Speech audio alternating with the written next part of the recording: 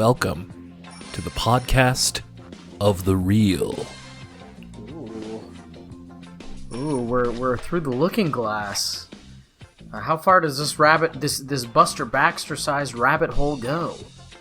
If you listen to the podcast in your left ear, you will wake up tomorrow morning as normal. But if you listen to it in your right ear, then you can see how deep the Baxter hole goes. I wish I hadn't called the Baxter hole. I'm sorry, everybody. This is supposed to be an For All Ages podcast. I was just goofing. I was goofing because he's a rabbit. Sorry. Well, I'm Matrix pilled. Let me tell you something. I don't know if you've heard about this. I watched a little indie film this past week. Rewatched a little indie film. You might not have heard of it. It's a little kind of a sleeper hit of the season. It's called The Matrix. Mm-hmm. And let me tell you, that is one humdinger of a movie. Is this new? What do you mean? Have I seen The Matrix before? Yes. No, I mean, like, did this just come out? Oh, this movie? Actually, it came out in 1999. I know, you got lost in the shuffle. It was a big year for movies. But if you haven't already, I would highly recommend checking it out. It's pretty damn sick. I'm not gonna lie. It's actually pretty dope. Is there anybody I know? Is there anybody I know in it? No. I don't know. No. I think it's got the guy. Is it like a foreign film or something? I don't know. I think it's got the dad from Boys in the Hood, but besides that, I don't know if there's anybody you would know in it. But yeah, it's pretty. Let me tell you something, folks. If you're not ending your movie with a Rage Against the Machine song, maybe throw that script out and start over. Because now that I've seen The Matrix, I'm like, there's no other way to end a movie, I think. Well, I guess I have to see it now. Welcome, everybody, to Elwood City Limits. It's the episodic Arthur podcast. My name's Will Young, and Lucas Mancini is my guest. Yes, as if you can tell, of course, I've seen The Matrix before. I'm actually kind of due for a rewatch. I'll be completely honest with you, Lucas. I'm glad that... Well, okay, so, of course... The Matrix is big right now because they just released that trailer for the new movie. Yeah. I, along with many other boys of the late 90s and early 2000s, was really into The Matrix for the time being, for like a period of time. I thought it was super cool. I want to do a full series rewatch because I'll be honest with you, I tried to rewatch The Matrix a couple of years ago and I got bored halfway through, and I was shocked. I was like, I can't believe how much this is not working for me anymore. That's insanity to me, because I watched it just the other night, and it was one of those like jumping for joy movies where I get so excited I start hopping up and down on the couch. It could have been chalked up to like it might have been a bad viewing experience. Like I might have been tired. I might have been like not in the mood. Like that can really. So I'm gonna give it one more try. I don't want to commit to being a Matrix hater, but that's kind of what I might be looking at if the next viewing doesn't grab me. So here's my pro tip. Kids under 18, please cover your ears. My pro tip would be to smoke weed. And then watch The Matrix. And that might ratchet up the enjoyment a little bit, I would say. Really see how deep that there rabbit hole goes, you know what I'm saying? Take the green pill, if you will. I don't smoke weed, Lucas. I eat it. Well, you'll be taking the green pill. I'm watching The Matrix Reloaded tonight, and I'm actually really excited because... I saw The Matrix Reloaded. The last time I saw that movie was probably when I was 14 years old. And that's a movie that is incredibly divisive. Like, people either hate The Matrix Reloaded or they think it's like kind of an underrated, unsung masterpiece. And so I'm very, very excited to see where I fall because it's essentially going in with fresh eyes. It's interesting to grow up in periods with like really fraught movies like that. And I say that because recently, we're just talking about movies right now for a second. A few months ago, I rewatched all of the Star Wars movies, and I know that that's not like a I know that that's not like a ooh like big deal or something, but like I wanted to give them all a critically fair shake, and much like you mentioned, Lucas, the prequels from the 2000s are getting a bit of a critical reappraisal from people my age and younger who are just like, hey, like there's actually quite a bit that I like in these. And so I was like, well, maybe there is something here. And I watched those prequels again, and no, I hate them. They're really bad. But of course, like there was a bit of like programming to kind of overcome there, because I grew up during a time when the Star Wars prequels and the Matrix sequels, they were just universally accepted as terrible, and you couldn't think the other way, or else people would think you're nuts. They're like the movie version of Nickelback, where they became like a punching bag, like it became like a punchline first as opposed to and a movie second. Yeah, absolutely. And now we're living in an age where I think generally for better, but also sometimes for worse, you have people. You have different critical lenses taking form of traditionally disliked movies. I mean, that's why people are really caping these days for like the Super Mario Brothers movie, and traditionally considered a very bad movie, and same with these Matrix sequels. And so I'm not, like I said, I'm not willing to call myself a Matrix hater yet, but I'm very Matrix ambivalent. So when that new trailer came out, I gave it a watch, and I was it didn't really move the needle for me, but I can understand how there are a lot of subsections of people who the Matrix means a lot to them. The movies of the Wachowskis mean a lot to them. So I want to try and be fair. I want to so I will be going back to all the Matrix movies, and I'll be seeing how I feel about them, and I'll be keeping an open mind, and I'll be doing my best. I'm not going to try to like them. I'm not going to try to dislike them. I'm just going to see how I feel as a 30 plus year old man. But Lucas, all that to say, I'm very happy that you're excited for The Matrix in 2021. I'm glad it was a pleasant experience for you. It was that's why I wanted to bring it up. I thought it was a very positive experience in your week, and that leads to a positive experience in mine. I don't know, Will. There's something about leather dusters, whether it's Underworld, Blade, The Matrix. I think that look needs to come back. The leather dusters and the designer sunglasses. I'll say this about the Star Wars prequels. This is my Star Wars prequels hot take. Don't worry. I agree that they are bad movies. In fact, I think they're quite bad movies. But this is the Lucas Mancini hot take of the day. Is that a bad movie made by one person is still more memorable, and in my mind has a little bit more merit than a bad movie made by a committee. That is my Star Wars prequels hot take, is that as bad as those prequels are, you sure do remember them a little bit, for better or for worse. And there's some certain other movies, let's say perhaps in the same franchise, that I can't say the same for. And I am a person who's capable of changing their minds. Like during that Star Wars rewatch, this was like my third or fourth time watching The Last Jedi, and I finally got it. I was like, okay, yeah. I like this now. So yeah, that took a while. That took a long while. So people are capable of changing their minds. Might it happen for The Matrix? It could. So anything can happen. So might as well give it a try, eh? I mean, what else am I doing with my life? Except hosting this podcast. We're going to be talking about Arthur very soon.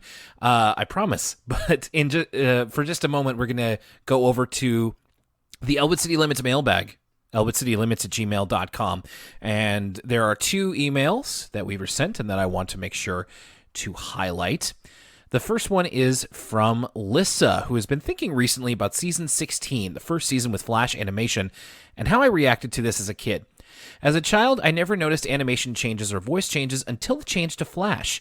This was also the first time I noticed a change in Arthur's voice, and I agree with most that the earlier episodes of Arthur look better. However, I disagree that all of the Flash era is bad, as many I know have said. I fondly remember multiple episodes from Season 16 watching as it aired. I still think about some of them, and they stuck with me all the way to now, just like the older episodes, or even episodes I've argued with my sibling about because we had conflicting feelings on how the message is executed. Same with seasons pre-Flash that you and Lucas weren't as hot on. Seasons 5 to 16 in general Our episodes I recall the best as they aired the most, so to me, even episodes you guys didn't care for as much, I think of very fondly because of the age I was when I was first watching them. That being said, I think it's a matter of perspective. Upon rewatching, I see that some episodes I loved as a kid weren't as good as I remember, though none I would call bad. But I know kids now would love these episodes similar to how I love them. In the end, I love it as a podcast. You all do try to be fair to the episodes you watch, and I'm excited to see what you all think. Hey, it almost sounds like I planned that, the discussion we had before that. But yeah, that's what we try to do. It's like I say, I guess this is a little bit different, but it's like just because I grew up with it doesn't mean it's good, and just because it came out when I was older doesn't mean it's bad. And I'm not at all accusing anybody of falling to that stereotype, whether with Arthur or movies or whatever. It's just that I know that sometimes it's a trap that we can fall into. So I try not to. It's also a case where we're watching these episodes in a way that no one ever intended, right? Like, yes, of course. Aren't supposed to watch Arthur like it's The Sopranos in linear order and like and binge it in a giant like DVD box set, right? But that's very much what me and you are doing. When kids watch TV shows, when you're a little kid watching Clifford the Big Red Dog, you're not talking about like, oh, the B plot with T-Bone, they really didn't go anywhere this episode. You're like, oh, it's a dog and it's big and red, and I like the show with the big dog, right? So we're watching. People need to keep in mind, if we don't like an episode, it's okay because we're also not 7-year-olds, and so we're most certainly not the intended audience. But I think the reason that me and you are able to do this show and have so much fun with the show is that Arthur is, I would say, better than 99% of shows intended for that age group. And I'm learning this more and more as we continue to watch other PBS shows on For the Kids. So keep in mind that whenever we're critical of an Arthur episode, I am comfortable saying this. I can't speak for Will, but I would go as far as to say that even the Arthur episodes that we're really critical on, I would much rather watch than, say, for instance, an episode of Marvin the Tap Dancing Horse or something like that. Of course, and I agree. We wouldn't have been doing this podcast for long if we thought that Arthur was either bad or nothing special. I'll also add that in the saying of one of my inspirational podcasts, We Hate Movies, it's okay to like a movie, or you can adapt that to it's okay to like a TV episode. In case we have an opinion on an episode or just anything that you really like and we don't, like, it's okay to like that. It doesn't mean that you're, a bad person or that we think less of you. We just happen to disagree. This is a completely off topic from the previous point. I've been thinking about how you all feel about the Brain. The Brain is an interesting character because so often he's written to be an annoying know-it-all, but when he's written right, he could absolutely be in my top 10 Arthur characters. While he's annoying, the show would not be the same without him. My favorite Brain subplot is in an episode that we have not covered yet, and Alyssa is looking forward to us doing that. Yeah, I don't know about all that. I think Lucas has kind of swayed me to the anti-Brain train. But like you said, it's okay if you like him. We just happen to disagree. And there's a lot of seasons for the old Brain to get redeemed. Very true. This one's from Veronica. Been loving all the Arthur content lately. I'm going to throw it back just a bit to Zabooma Dudes. Remember that one, Lucas? I think that's the second most popular family-friendly podcast in Halifax.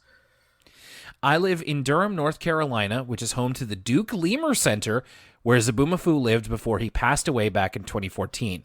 His real name was Jovian, not Zaboomafoo, and I'm pretty sure his kids and grandkids still live happily at the center. The center itself focuses on non-invasive research and works on preserving species that are vanishing, so these animals are not being treated badly. Rather, they're being protected, and before the pandemic, you were actually able to visit the center and sometimes interact with the lemurs. I remember when I first looked into it, there was even an option to finger paint with some of the lemurs. They recently started having basic tours again, and I plan on going back once there are options available, because I really want to make some artwork with those lemurs. So I just thought you would both appreciate knowing that Zaboomafoo was incredibly loved and involved in an awesome program that still continues today. And if you're ever in the area, it's a great place to check out. That is from Veronica Trum. Thank you, Veronica. Always love hearing a little bit of PBS ephemera. Fits in very well with our current Patreon series and with the couple of I guess you'd say proof of concept episodes that we did all those years ago on Zaboomafoo and Cyberchase. Or rather, that other podcast did. Thank you, everybody, for the emails, elwoodcitylimits@gmail.com. And speaking of our Patreon, that is what we just did last week. We finished off our 6-part series on the Bookworm Bunch with the final episode on George Shrinks. Now, you can check out us talking about every episode in the Bookworm Bunch, and we're going to be moving on from that in a little bit. We will let you know what's coming up for the Patreon at the end of the show. One more thing before we get into the show itself, and of course we are going to give the Patreon shout-outs as well, so I'll pull that up, but I want to put it up front here, because I'm not 100% clear on the statistics of like when people tune out of the episode, but just in case, Lucas, why don't you let them know how to vote for us to be the best podcast in Halifax, please and thanks. And don't worry, folks, it's not a glitch in the Matrix. I know you heard us talk about like, oh, you got to go to this website so we can get nominated. It's you're not hearing deja vu. This is a different step to the process. So that was getting us through the door, getting us on the short list, if you will, for the Halifax, the Best of Halifax Coast Awards, which is our alt weekly here in the city where we live, Halifax. They do a best of every year, and we are officially up for Best Podcast. So all you have to do is go to vote.thecoast.ca and go to, I think it's in Arts and Music or Music and Culture, and scroll down to Best Podcast and nominate your good friends Lucas and Will at Elwood City Limits. They used to say Elmwood City Limits, but they've now corrected that typo so graciously. So we are officially Elwood City Limits. And yeah, it would really mean the world to, I could say me at least, I think so Will as well. We get a fancy plaque that says our podcast is the best. We get to go to a fancy party. And it's actually something that does very much materially affect me and Will's lives, because I put it on my like resume and LinkedIn and stuff that we have a Best of Halifax podcast. So it would really mean the world, especially, you know, if you don't want to donate to the Patreon, that's totally fine. But this is something that's just a little bit of your time, just a little bit to go to vote.thecoast.ca and vote for Elwood City Limits. Please and thank you. It would indeed mean a lot to us. We've been banging this drum for the past 3 years, and so right around this time of the year is when we bang that drum again. So thank you very much. If you have voted, please consider doing so, and we'd really appreciate it if you could. And thank you. Sorry, I'm full disclosure. I was very distracted looking at something on my phone because I was lining up the patron thank you. So yes, vote.thecoats.ca. Thank you. Please consider voting. Let's continue. Thank you in addition to everybody who is supporting us on Patreon. We've got a lot of new influx of Patreon subscribers, and we are very, very grateful to people like Lauren Rodriguez, Bradley Boy, Sarah, Brian Austin, Jess Coulter, Baby Show Addict, Sydney Long, Kevizard Edits, Valeria, Mason Bishop, Owen, Lee Goldson, Greg Hagai, and let's say Kristen, Kevin Noon, and Ian Collis without the drool in my throat. Thank you, everybody. That's patreon.com/Elwood City Limits, and we'll let you know what's coming up for the Patreon after we talk about this episode of Arthur. We're getting long in the tooth here in season 12, and right now we're going to be talking about Home Sweet Home, which is a Buster episode, as we alluded to. It starts with Buster seemingly in the heat of something a very dodgy situation. He's in the middle of journaling about the enemy. Yeah, Buster is like, he's like a guy in a Resident Evil game, like who picks going through some sort of zombified transformation as the proper time to start writing in his journal. It feels like Buster's a few lines away from going itchy tasty. But yeah, he seems to be, I mean, it's obvious that Arthur's the quote-unquote enemy that is sneaking up on him, but he does seem to be in quite of a precarious situation. I just spilled tomato soup and then got taken to the basement, and they're gonna drink my blood.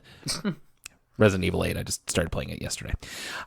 So we don't know exactly what he's talking about. There is the line, "I haven't eaten for 2 hours, but it feels like 20." And Buster tries to gnaw the eraser off his pencil, and it doesn't taste very good. So we'll get informed a little bit about that near the end of the episode. So the matter of this is that we start with Buster sleeping over at Arthur's. Buster's going to Camp Meadowcroak once again, which is a throwback all the way to season 1. Again, as Lucas, you've mentioned many times, this season with the throwbacks. And Arthur reveals he's actually not going to Meadowcroak this year. He is going to Grandpa Dave's farm, and as we find out, all of Buster's other friends aren't going to Camp Meadowcroak either. So he's just going to be on his own. And again, a good shout out to Grandpa Dave, knowing that even though in his he's starting to kind of his mind's going, he's getting older, but he still has that farm. And Buster here was doing shadow puppets on the wall, including a lobster eating soup, which I didn't quite see it, but he tried to explain it as best he could. I wasn't really seeing it, but fair enough to him.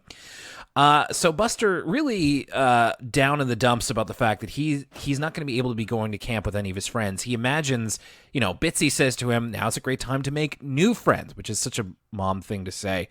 And Buster has this imagination about the potential new friend he could meet at Camp Meadowcroak, which is this like overgrown, like I'm guessing he's probably like Buster or Binky's age, this kind of like overgrown, smelly pig kid. Yeah, his name is Tug. Is it? I missed his name. Yeah, he says he talks kind of like a caveman, and he's like, Tug, do this, and like you can remember his name is Tug because he's got his classic T hat. I was saying that in both his like vocal delivery and appearance, I wrote down that Tug is very Seven Little Monsters-esque. He reminded me of like one of the titular monsters from Seven Little Monsters. And I would also go as far as to say that Tug is officially the throwaway character of the week. I was fond of Tug. If nothing else for the unibrow representation. As a proud Italian, I got that. I'm rocking that solid unibrow when I don't practice a little bit of plucking, or if you will. So Tug made me feel seen. I want to see more of Tug. Well, you will, at least for a little bit here. He's doing all kinds of gross things. Like, he's apparently superhumanly strong. He rips off the top bunk so that Buster can't use it. He eats Buster's marshmallows on his stick, including the stick, and he also clips his smelly toenails on the bed. You're right. Very Seven Little Monsters-esque, and he does, in a throwback to our recent Patreon episode, he kind of talks like George Shrinks' little brother, like you said. Before we move on, there's one other part when Buster's like talking to all the other kids about camp. There's one part where Muffy actually like throws Buster a bone and is like, "Well, you could come with me to Camp Fluffernuss." Is it pronounced Fluffernuss? Fluffernoose? Like Fluffernoose or Fluffernoose or something. Which is a camp in Sweden. And we get a quick shot of the pamphlet, and I gotta say, unfortunately, it turns out to be cost prohibitive for Buster when he proposes the idea to his mom. I gotta say, Camp Fluffernoose does seem kind of awesome. You get to wear lederhosen. You're in the Swiss Alps. I said Sweden earlier, didn't I? I meant Switzerland. You're in the Swiss Alps, and like there's just a kid on the front of. This is when I really realized I would want to go to this. There's a kid on the front of the pamphlet, and they just have a full wheel of cheese to themselves. Oh man, good looking out. I didn't even notice that, but man, free cheese, or well, I guess it's not free, but man, sounds good to me. So Buster really doesn't want to go. In fact, when the bus comes for Meadowcroak, he hides in the community garden, which has been a big part of his character for the past couple of seasons. And the tender of the garden, Fritz, who, honestly, I completely forgot about. And I was like, what's this guy's name again? He convinces Buster to go on the bus. I really like, they say his name later in the episode. Thank God, because I genuinely didn't remember this guy. Like, I remember the community garden episode, but Fritz just does not stick in my mind at all, unfortunately. I also want to make the note here, the Arthur production note, Buster eventually goes on the bus, and we get the "we win" cheer. Like it's such the Arthur stock cheer. Do you know what I'm talking about? Yes, I know exactly what you're talking about. Sort of the Arthur equivalent to like my leg from SpongeBob or something like that. Exactly, and it's just not at all appropriate here because it's just like who wins? There's no team here.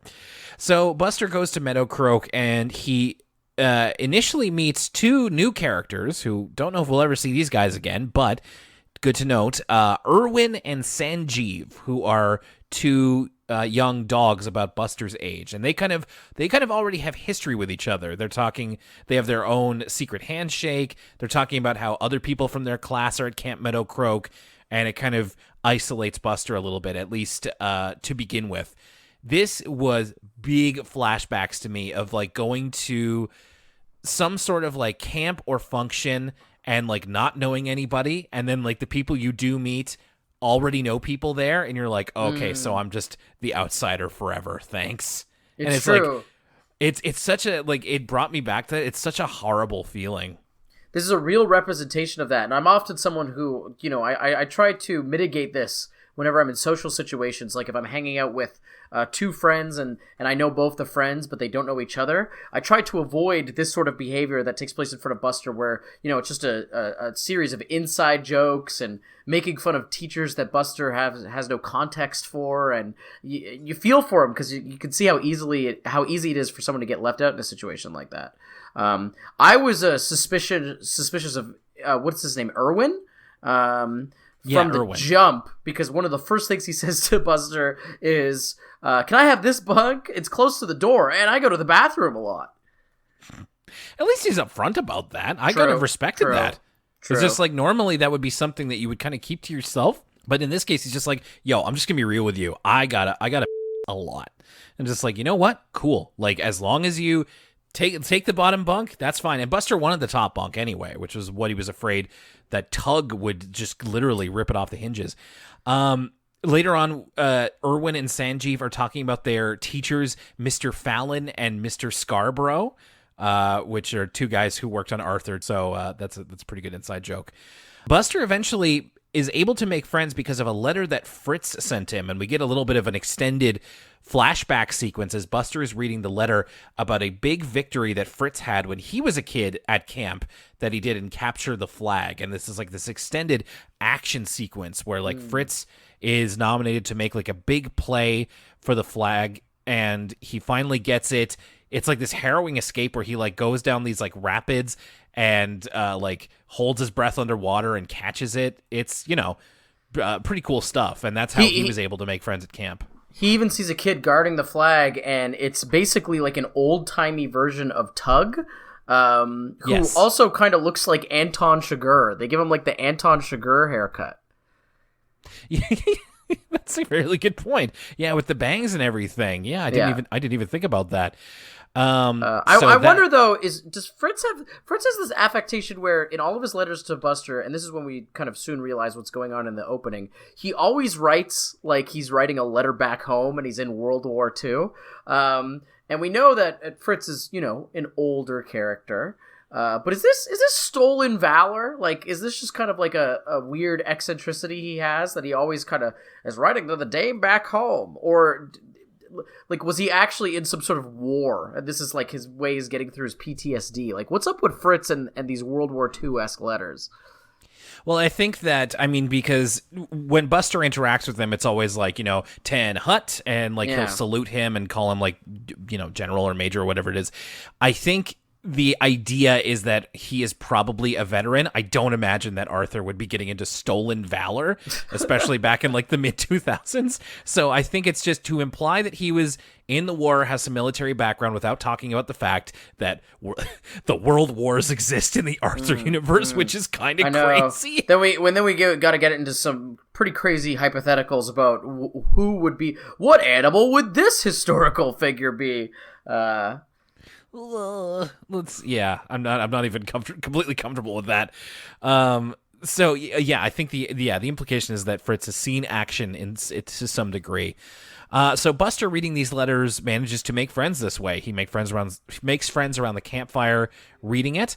And then we also see a little bit with him with Irwin and Sanjeev, where Buster makes what he calls a tomato witch, because Fritz sends Buster some fresh tomatoes from the garden. So Buster creates a tomato witch, which is a tomato sandwich with basil, olive oil, and salt, which I'm not even going to ask you, Lucas. I'd eat this. This sounds good. No, that's you're basically making a bruschetta, but with like just regular sandwich bread. You see, Lucas, like not 2 weeks after we had to, deal with the cultural defacement of your people, they're getting back into your good books with some authentic Italian bruschetta. It's true how short my memory is. Well, again, this isn't authentic because again they're using regular sandwich bread, but baby steps. So. Yeah. The good intention is there, and so and I think it's Sanjeev who's just like, from now on we'll call you Chef. So. Again, Buster ingratiating himself a little bit more. Buster comes home. It doesn't take up as much as the episode as I thought of, like, Buster at Camp Meadowcroak without his friends. He comes back home. He had a good time at camp. He made new friends.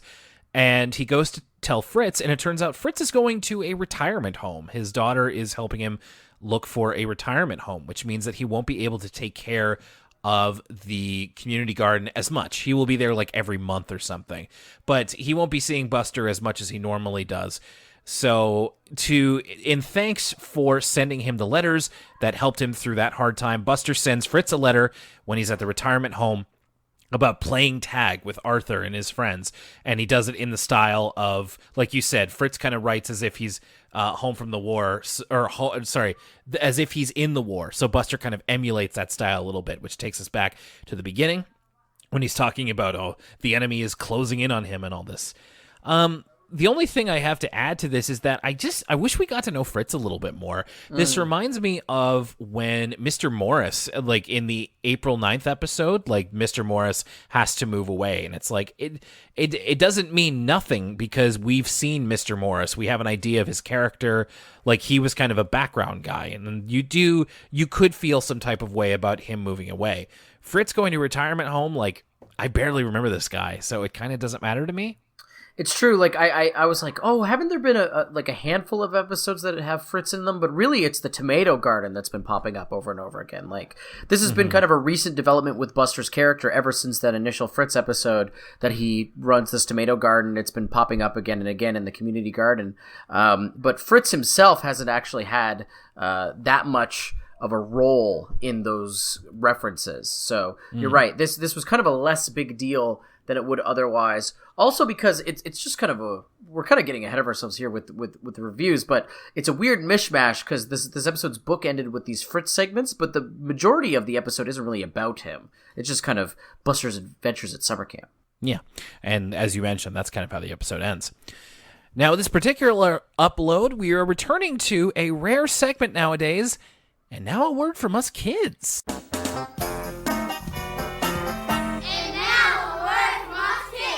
Ooh, and it's good to be back, Will. I'm not going to say I didn't like postcards from you.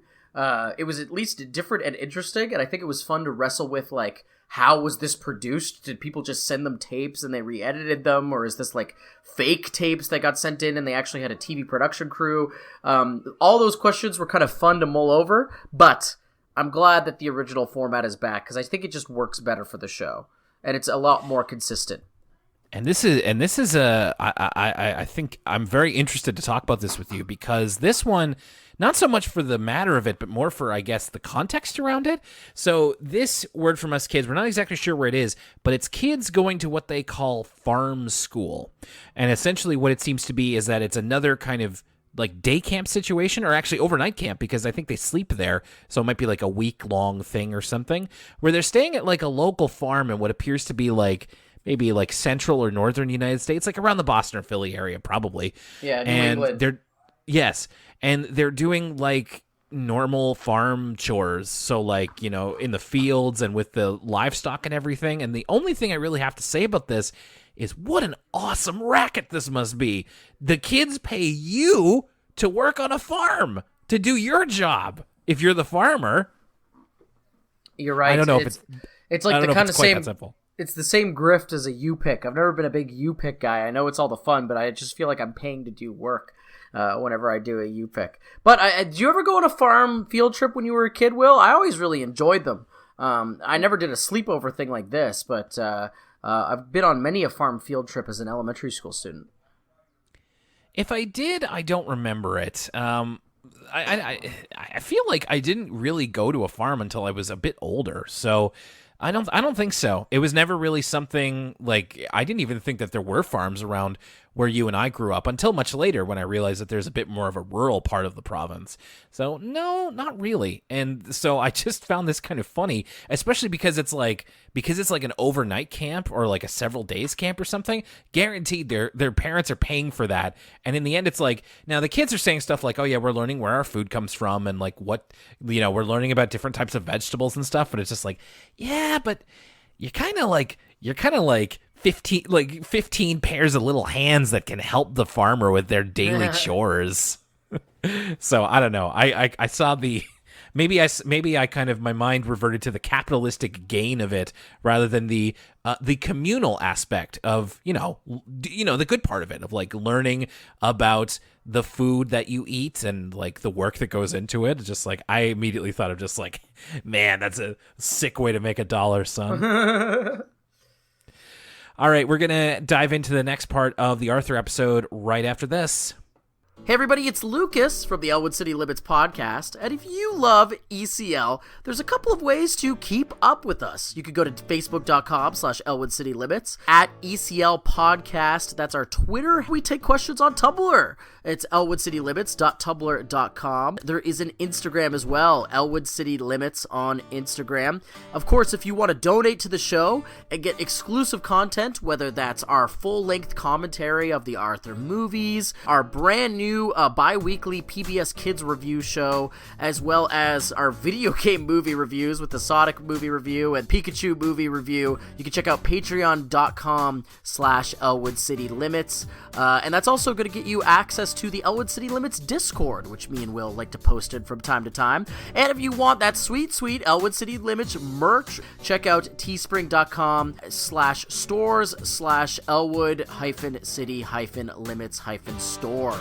You can listen to the podcast at libsyn.com/Elwood City Limits, Spotify, Apple Podcasts, and there's other podcast apps like Stitcher, and if we're not on your favorite app, let us know. And where can you let us know? Well, that's going to be at elwoodcitylimits@gmail.com. That's also where you can send us a question, and we'll read it on the show. Finally, if you want to support the podcast, the best way to do so is to tell a friend who likes animation or Arthur or just podcasts in general, and to go to our iTunes page and rate us out of 5 stars. Apparently, that helps podcasts out. Bye, everybody! Do you believe in magic?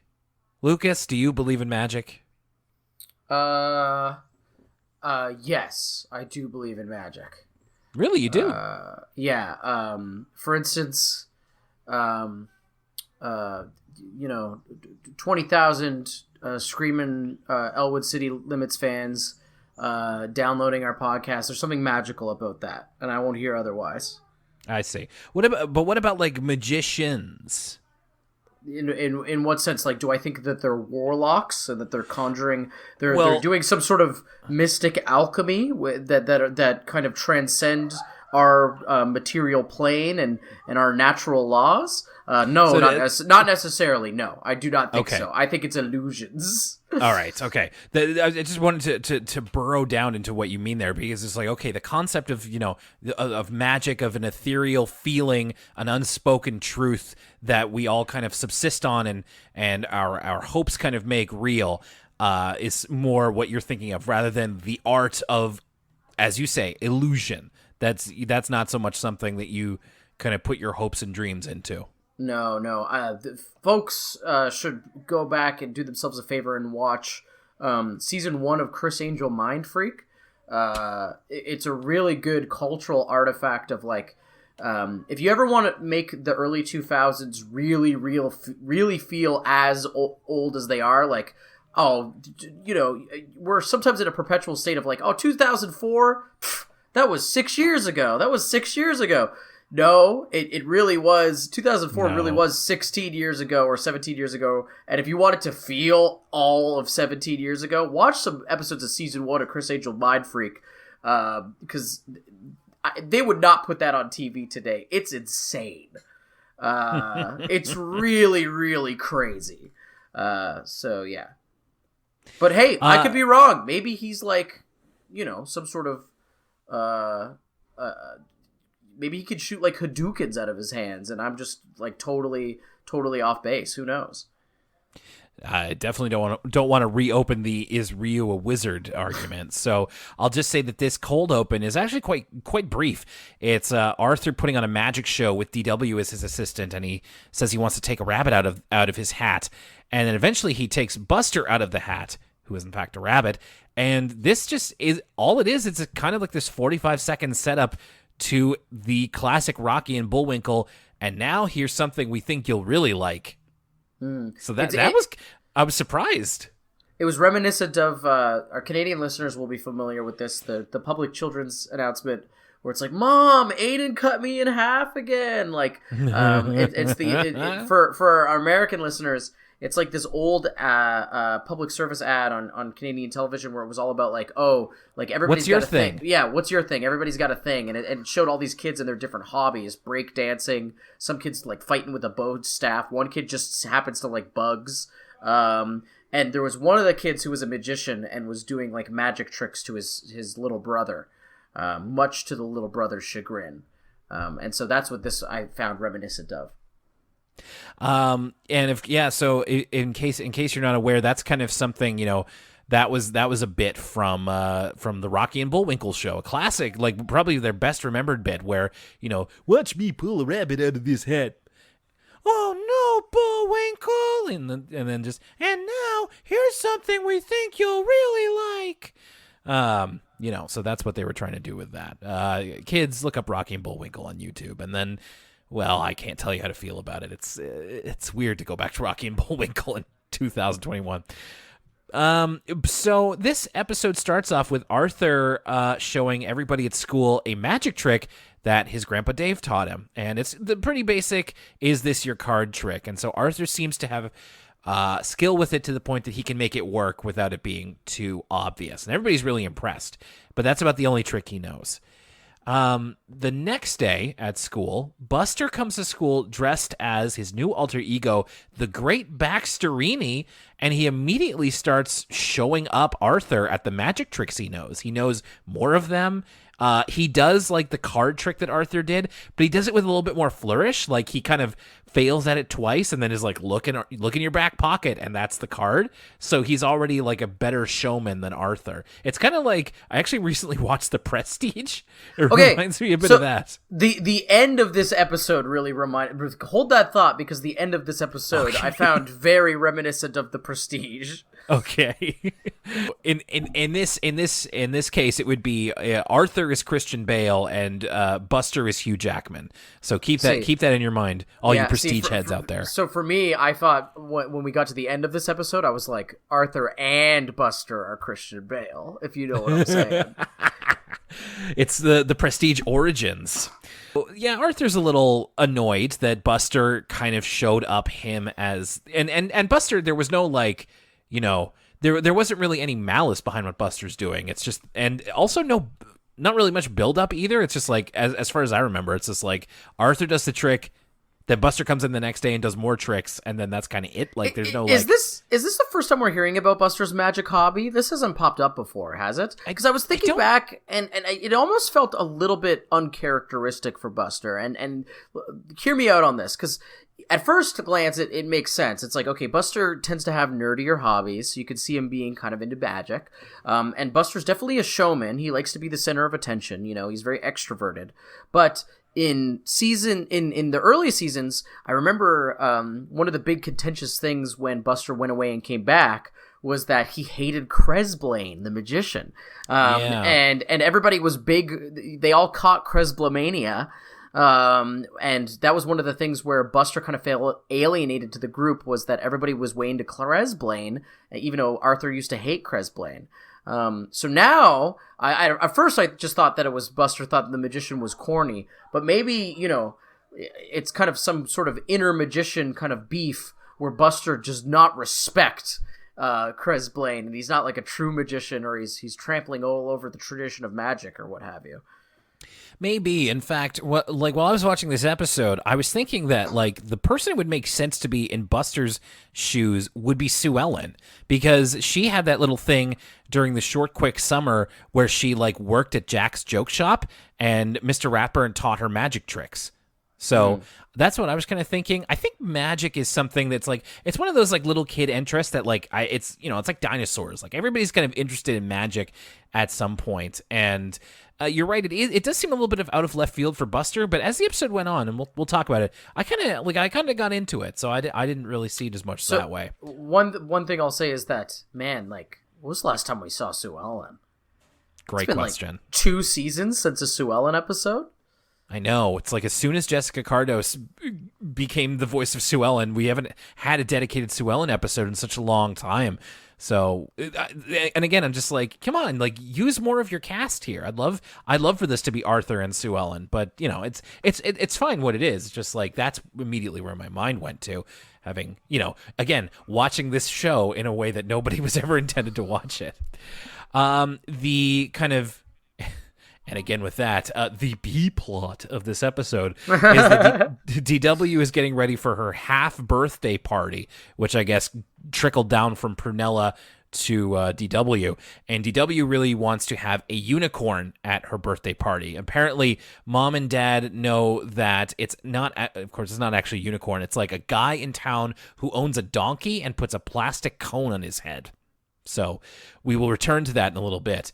Buster is performing publicly outside the school for like all of his classmates, his magic act, and Mr. Haney and Mr. Ratburn initially are coming there to, it seems like they might be trying to stop him, but then he amazes them with his magic, and Mr. Haney asks Buster to perform for the kindergartners because the magician that they had lost his rabbit. So Buster gets excused from class to perform magic for the kindergartners, and Mr. Ratburn says, the rest of you will have a quiz with our old friend Roman.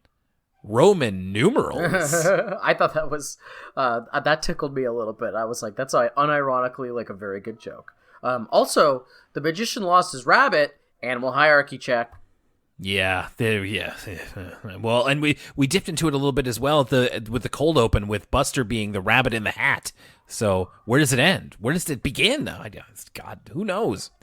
So eventually we return to this DW half birthday thing because as Arthur kind of is slowly growing more and more jealous of Buster, this is how I wrote in my notes. The donkey cancels on DW's party. Like they literally get a call the day of DW's half birthday, and they're just like, the guy called me and he said the donkey doesn't want to do birthdays anymore. The exact line is, the unicorn guy just called. His donkey refuses to do any more kids' parties. And it's funny, when I was thinking about this at first, I was thinking about kind of what is it, quadpedal, like a donkey that's on 4 legs, like a regular non-sentient donkey with a unicorn horn attached. A quadruped, yeah. But now that I see that the donkey is exercising his rights as a worker, it's like, could this just have been like a guy? Like like a BoJack Horseman type of like donkey exactly. man? A real jackass. Buster kind of is in his magician getup, and he decides to offer to step in as the entertainment. Buster here, we get a little bit about like we get a little bit of his act here and there. And with DW, he's actually very good. Like, this is what really sold me on him as a magician, is that he's really good at working a crowd. He has a specific type of charisma and charm because he does a trick for DW that involves turning 2 $5 bills into a $10 bill and then back to 2 5s. And then he kind of taps the wand on DW's head and says, "I bet I can make a smile appear." And I'm like, that is... Man, that's something you learn when you're an adult, Buster. That's really good. Something I really like about is the way that moment ends is we get a shot of Arthur kind of cross-armed, like scowling at kind of Buster's newfound success. And then we get this like smash cut of Arthur making the exact same face, sitting on the couch watching a Bionic Bunny episode. And I just thought that was a good transition. It's also worth noting that Buster will work for 25 cents and all the cheese crackers you can spare. So, of course, there's no better deal in town than that. Arthur, as you mentioned, Lucas, is very jealous of Buster's success at this point, and he gets the idea to expose Buster's tricks from an episode that he's watching of Bionic Bunny, which features villains that we haven't seen before. And I looked them up on the Arthur Wiki to make sure I was getting their names right. The villains are Clownface and Punchinello. So they're like a cat that's a clown, and then a guy with like a crescent moon shaped head. I'm pretty fond of Clownface and the crescent shaped head guy. Punchinello, yeah. Punchinello, yeah. I they're downright Joker-fied. I love that we're kind of now any new additions to the Bionic Buddy Rogues Gallery is welcome as far as I'm concerned. So the conflict that we have here is that, like, in the episode, Clownface is like, we will expose Bionic Bunny's secret identity.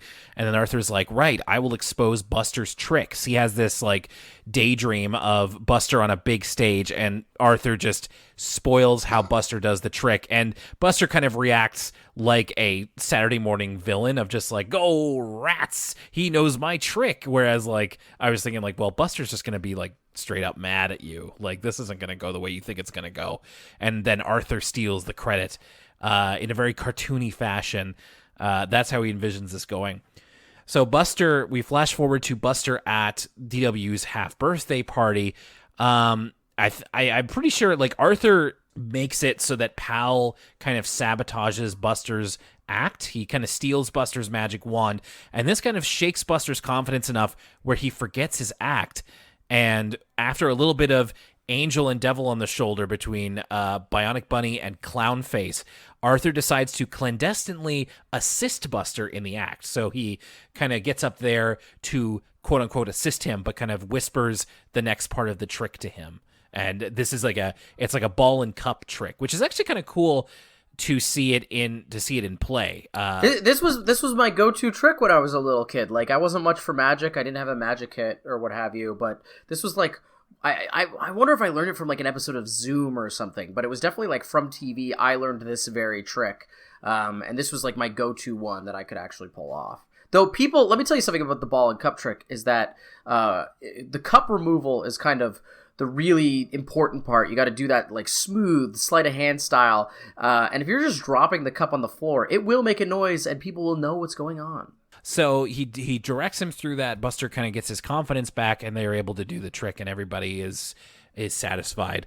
And Buster, and again, this is all very one-sided. This isn't like Buster trying to show up Arthur. It's just that they both happen to have an interest in magic at the same time. And later on, Arthur kind of admits that, you know, I don't know if he admits so much, but Buster like thanks him for helping.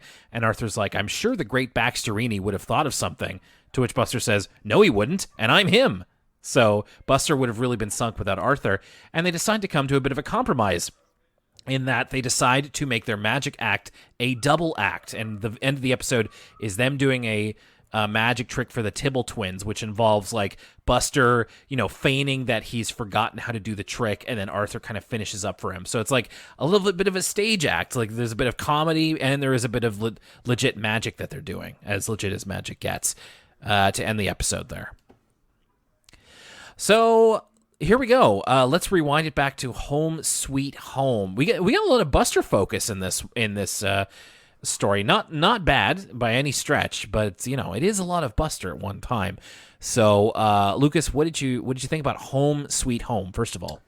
Home Sweet Home, I would say is a hair above average. So it's not like my favorite episode in the world, and it's not even an episode that I'm like super excited about, but I enjoyed watching it, and mostly because I thought there's a lot of like really funny just straight up jokes in that episode. Like, there's the whole sequence where Buster's picturing his going to camp and then like Tug tormenting him, and then he says to his mom like, I don't want to make new friends, they'll take my marshmallows. There's a part where Buster's mom is saying like, don't forget your extra asthma inhalers.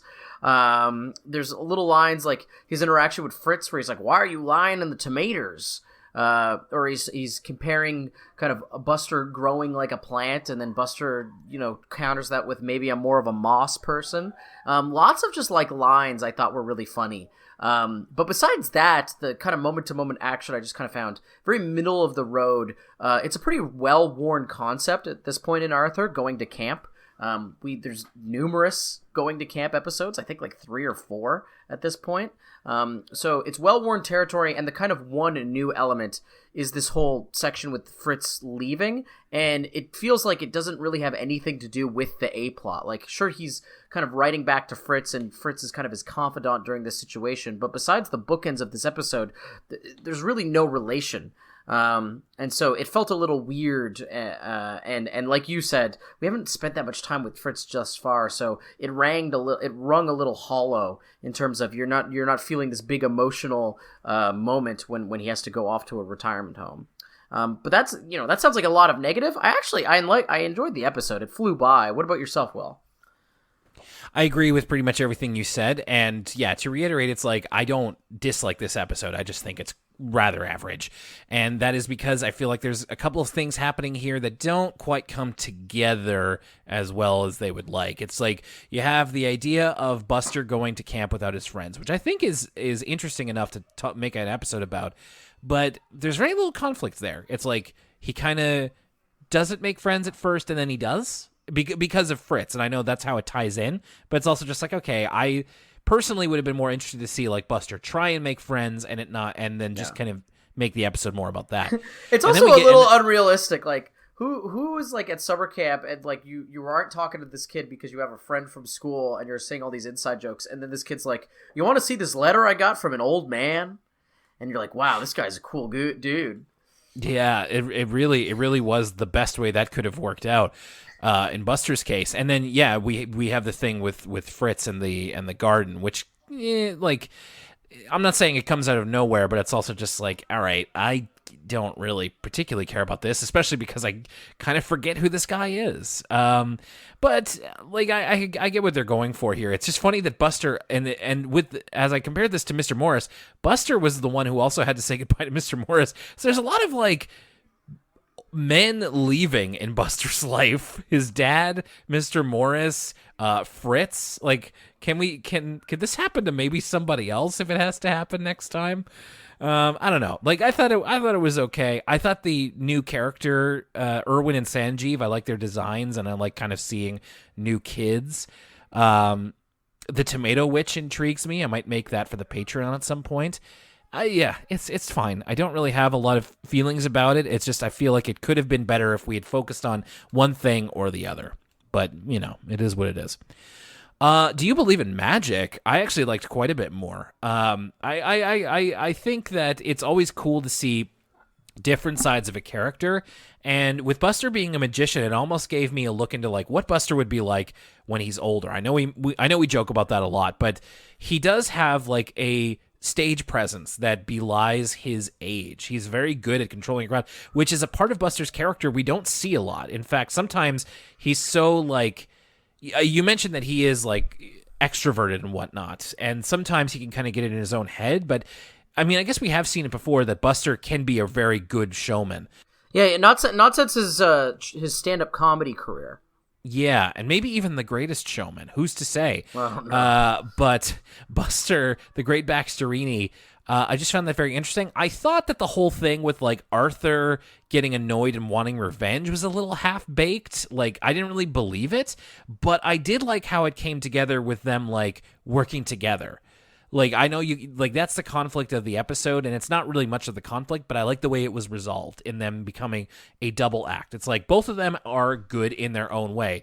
Arthur is seemingly good at the magic tricks, but not very showy. Buster is good at tricks and showy, and together they make a very good act. And I don't know, I just kind of thought that was really nice. And it was also nice to think about a time when I was a kid of like, magic tricks being king. This has been driving me nuts for many years. There was a toy line that came out when I was very young, and it was like do-it-yourself magic tricks. And it was just like little stuff that you would be able to do, and they would show you how to do the trick of like, here's how to make it seem like you cut a pencil in half, but really it's fine, kind of thing. I don't know. I wish I could remember what it was called, but it just kind of reminded me of that in a time when like you really thought that magic was magic. You didn't understand the illusions of it all and kind of stuff. So well, you can relive that childhood thrill, Will, for the small price of Oh my God, $136.74 on Amazon for the Chris Angel Ultimate Magic Kit. Which I don't know if this is a reseller or if this is like from Chris Angel himself, but that seems ludicrously expensive.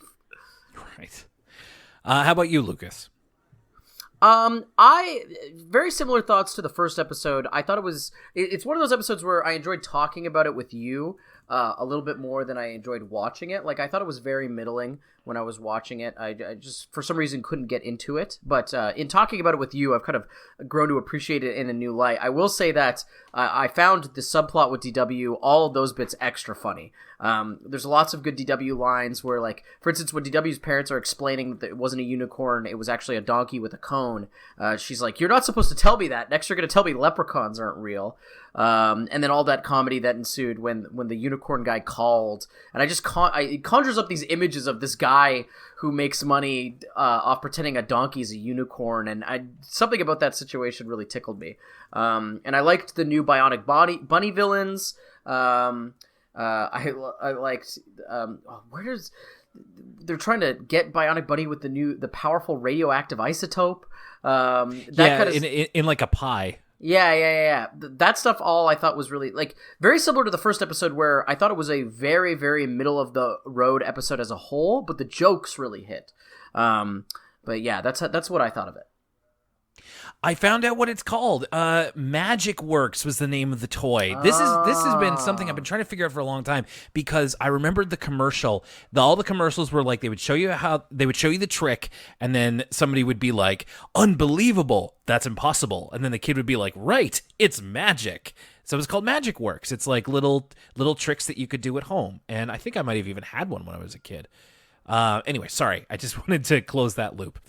All right. Speaking of closing a loop, we're at the end of our episode of Elwood City Limits here. And we are going to be finishing up season 12 very, very soon. And we are going to be doing that in big, big style, because we've got a special episode coming up to the Patreon next week. Now, we just finished a series on For the Kids, a PBS Kids podcast. And I decided that before we go back to other PBS shows, I want to do something that's a lot more topical than we usually do. I'm trying to strike more while the iron's hot. So for our patrons next week, and this is a good reason to join the Patreon if you haven't yet, Lucas and I are going to be watching and giving our thoughts on the new Arthur special, Arthur's First Day. Now, I will just classify this by saying this is not going to be a typical ECL review of the show, because, of course, the episode is an hour long, and Lucas and I talk for easily an hour about a 20-minute episode, so I don't think it's necessarily something that we have in our schedules to fully review the Arthur's First Day special. But I think what we'll do is we'll go through it. We'll give our thoughts on it. This is going to be something we've never seen before. It's brand new. Everybody's been kind of watching it and catching up on it. We've had some great thoughts in our Discord about it, and we're going to give our thoughts in kind of, not brief, but we're not going to go like blow by blow with the episode. Exactly. We're going to talk about we're going to talk about the new characters, the new situations, and we're just going to give our thoughts. Format-wise, I expect to be reminiscent of, for our Patreon listeners, they'd be familiar with this, the ECL movie reviews, like the Sonic movie, the Monster Hunter movie, the Detective Pikachu. We don't really go blow by blow through the plot. We just kind of give our overall impressions. Exactly. So that's more what we are going to be doing, and I'm really looking forward to watching this. It's going to be really cool, and you're going to want to be on the Patreon for that, because it's going to be a lot of fun. And then we're going to be finishing up Arthur Season 12 in 2 weeks, which means we are going to be talking about the stories The Perfect Game and DW's Furry Freak Out. It can't mean what I think it surely means. Surely not. Well, you'll have to wait and see, folks. We will have to wait and see. So that's what's coming in the next couple of weeks on Elwood City Limits. Whether you're a patron or not, we hope you enjoy what is to come. And we hope you have a good week with everything that's been going on. And I mean, if people are interested, I will report back with my feelings on The Matrix when I get to it. Otherwise, I'll just maybe message Lucas about that. It's true. I'm very curious Will you take the red pill or the blue pill? We're gonna have to wait and find out.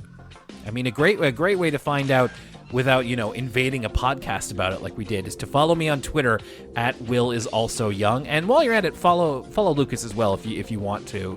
Is it at Lucas_Mancini? I think so. I think that's the address. All right, sounds good to me. Okay, that's the end of Elwood City Limits. Thanks a lot for joining us, and don't forget to vote for us. Vote.thecoast.ca. My name's Will Young, and for Lucas Mancini, what are you doing in those tomatoes? We'll see you next time.